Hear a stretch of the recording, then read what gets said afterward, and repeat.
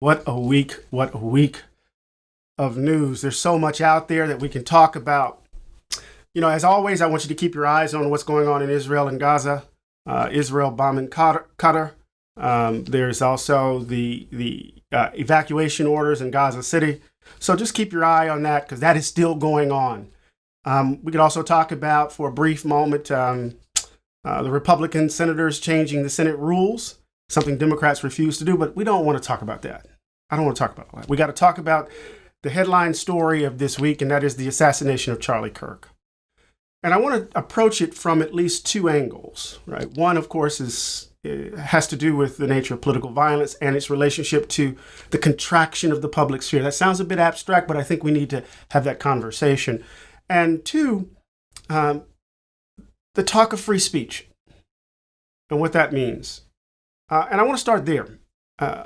It's very difficult to engage in an honest and critical assessment of the life of Charlie Kirk. He was only 31 years old in this moment, because a lot of folks are afraid. They're afraid that his assassination will serve as an accelerant to deepen political violence that we've experienced in very clear ways over the last 5, 7, 8, 10 years, as Trumpism has overrun American politics.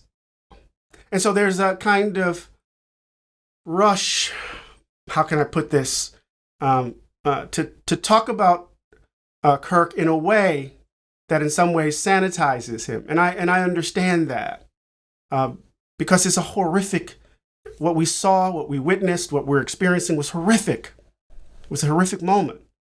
That video is circulating around social media. Young people are seeing it. The young people who were there are seeing it. And we know of the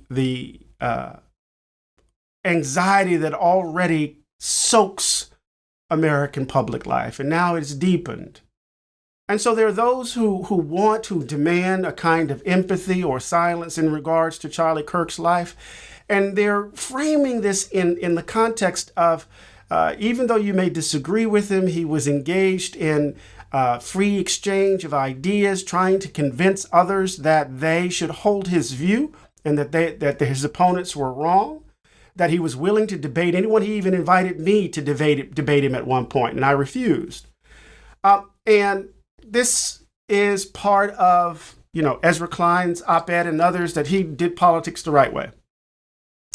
Now, part of what I want to say is, I don't want to debate the particulars. The only thing I want to say is that there's certain kinds of speech that people are free to engage in, but it also involves the dehumanization of one's opponents. Right? What does it mean to think that, if to say out loud that the color of one's skin or one's gender it correlates with one's skill set or capacities, right? What does it mean to engage in a kind of project that values the color of one's skin over the color of another person's skin? I mean, part of what we have to do is to understand that a certain kind of speech that carries forward assumptions about the dignity and standing of others, although people are free to say it, can really have a toxic effect on public conversation. For example, in the context of the university, the university setting or the college setting presupposes that every individual within that space can participate in free and open inquiry. Of course, there's hierarchy depending upon one's degree, one's position within the college or university setting. But in order for universities to work, there is a presumption that all of us are in some ways co-participants in a practice that has standards of excellence and standards of failure, standards that allow us to judge relative success or failure. Now, what happens when people speak in that environment that question or they question whether or not some people belong there? They question whether or not they actually have the capacity to be there, or if they gotten there by ill-gotten means. That's a terrible sentence, but you understand what I mean, right? And so what happens when that kind of speech utilizes the basic values, the underlying values of the university to call into question the very ways in which the university functions, you find yourself in this double bind. How do we address that speech simultaneously holding on to the values that make the university and college a vibrant intellectual space. How do you hold on to that, right? And then how do you affirm the dignity and standing of all folk and their ability to hold positions that are controversial? And so this is the double bind, and we have to be mindful of it, because what happens is that our commitment to free speech, and we have to be absolutists in this regard, right, also calls forward a kind of vigilance around certain kinds of speech. I said vigilance, not to deny it, but a certain kind of vigilance that utilizes that value in order to undermine the whole project. So I think we need to be careful in the way in which we talk about free speech warriors, because let's be honest, y'all. There's certain kinds of speech that dehumanizes people like me and others. Certain kinds of speech that reinforce certain views of the world that I find noxious and insidious. Certain kinds of speech that can condone violence against certain communities, right? And even though we can be free speech absolutists, we have to be vigilant and responsible around that kind of those kinds of words, those kinds of sentences, that kind of ideological project, right, that in some ways thrives, right, on the norms and values that make our world possible. And this takes me to the first point. I know that sounds a bit abstract, but I think in this moment, we cannot engage in a kind of all-out critique of Charlie Kirk. We cannot, those people who are celebrating his assassination online, I think it's wrong. It's not how I was raised. You don't revel in somebody else's misery. You don't celebrate death. That's not what we do, it seems to me. At least it's not what I do. So I want us to kind of widen the aperture for a moment until we get some distance so that we can engage in an honest assessment of Turning Points USA, of the work of Charlie Kirk and others, right? Now, I say that while I witness what Donald Trump is doing, what I witness what Republicans are doing, and there's a lot of gaslighting going on. It reflects that obviously they value certain lives more than other lives, because we didn't see this kind of energy, this outpouring of empathy and mourning for those Democratic persons in Minnesota or even the kids in Minnesota. I mean, we don't see this, right? We don't hear a conversation that we should hear about the prevalence of guns. But let's use that as a transition to the point about the public square. With the assassination of Charlie Kirk, we've heard, and we're going to continue to hear, that we need to, tamp down the rhetoric, that both sides have participated in the demonization of others, right? We heard it from President Trump that, the radical left is the reason why Charlie Kirk was assassinated. Nancy Mace, same thing. Other MAGA Republicans, backbenchers, declaring that it's the free press, that it is the left-wing media that is the cause of Charlie Kirk's assassination. And we're going to hear something that sounds familiar, right? We need to tamp it down. We're all Americans, da-da-da-da. What's fascinating about this moment, and I said this on Chris Jansen's show, is that Americans have in so many ways forgotten how to disagree. And when I say forgotten, I'm being generous. What do I mean? Over the last 40 to 50 years, what we've seen is an evisceration of public space, of the public square, of any notion of the public good. And how did that happen? Well, we were transformed from citizens in community with each other, right, to self-interested persons in competition and rivalry with each other. That's the logic of neoliberalism. I've said it before. And so this idea that you're only concerned about yours and mine, right, has led to a kind of generalized indifference and selfishness, where liberty is actually a synonym for selfishness. And the public square has been reduced to a kind of crossfire approach where you just bring your political identity, which is your personal identity, into the space and you declare, your position over and against somebody who doesn't hold your position. And oftentimes that person who is your opponent is often viewed as an enemy that you hold with contempt. So the very engine of democratic life, right? Citizens informed, engaging in the exchange of ideas and the free exchange of ideas around issues, citizens engaged in self-governance based upon their deliberation, all of that is broken down. And so what we have instead are these silos. And they're defined by how information circulates in these silos. You've heard about all of this. And so it's not enough to talk about tamping down the rhetoric or we need to recognize that we're one. No, we need to get to the root cause of this, and that is a collapse of the public square. That the free exchange of ideas is very difficult in this moment, if not damn near impossible, because people view each other as enemies. And it's not easy.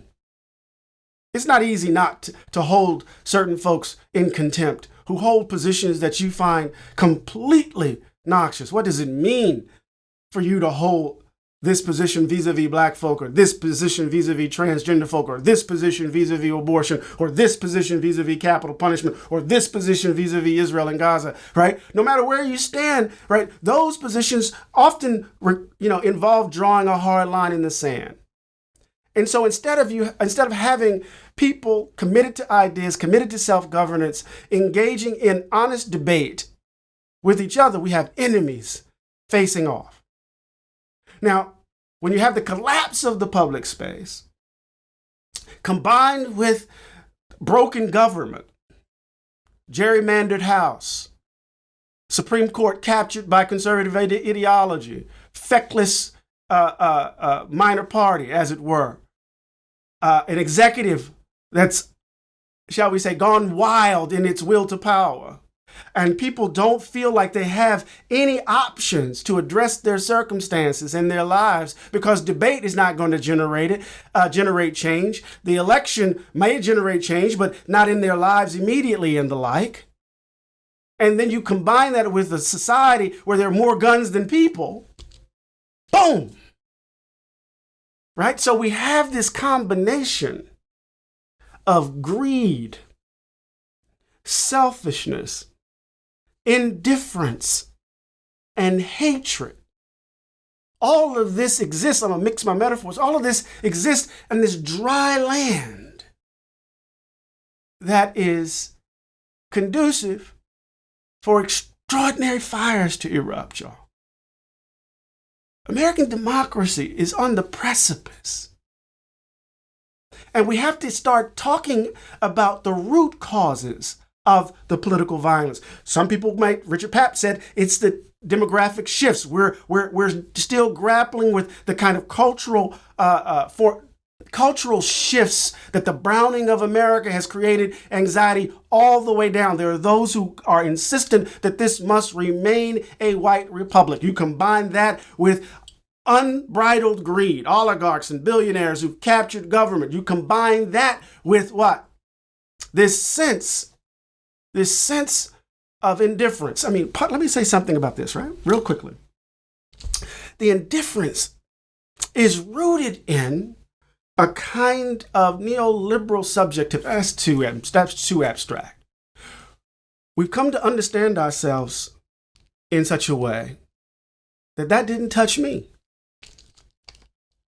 Oh my God, they shot up the children. Oh my God, that's terrible. Well, I'm going to keep my guns because my child wasn't shot. Oh, they're snatching up people all over the country. Oh my God, I don't believe in that. I think it's wrong. But they're not snatching up the people I love. I'm good.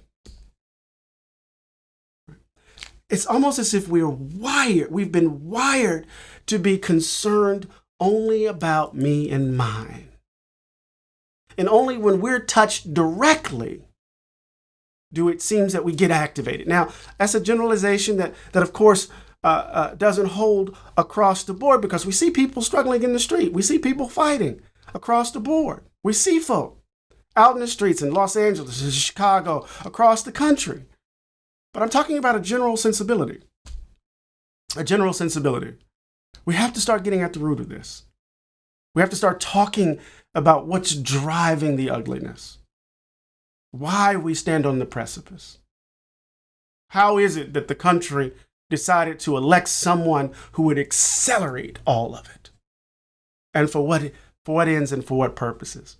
Now, I'll end by saying this, that, in the midst of Charlie Kirk's assassination and the reporting around it, there were bomb threats directed at HBCUs across the South. HBCUs in Virginia had to shut down. Morehouse, Spelman, Clark Atlanta, Hampton, all of these institutions had to issue shelter-in-place orders or close down for the day or for the weekend, right? And one has to ask the question, what do HBCUs have to do with this? Right? Ostensibly, it was a white man who murdered another white man. Because underneath it, of course, is all of the stuff we've been talking about on the weekly wrap-up for months now. All right, so I mean, it's not just at HBCUs. I'm hearing reporting of Nazis on campuses in Ohio. I'm seeing friends send messages of threats at NYU that they're going to kill all the niggas. They're going to target all of them. Why? What's going on here? Right? What's going on here? What did Charlie Kirk represent to generate that sort of reaction? Now, the FBI said it was a hoax. Honestly, in this particular moment, I don't look to the FBI with its leadership for an honest assessment of what happened with regards to HBCUs. But this is our environment. This is our environment. You have to be safe. Pull your loved ones close. This is the only way we're going to survive. Now, the environment, the fire has broken out. The environment has changed. Keep your heads on a swivel. But we have to get to the heart of what's broken in the country. We're not okay. I'm not okay. The public square has been shattered into pieces. And we have to figure out a way, right, to save this country together.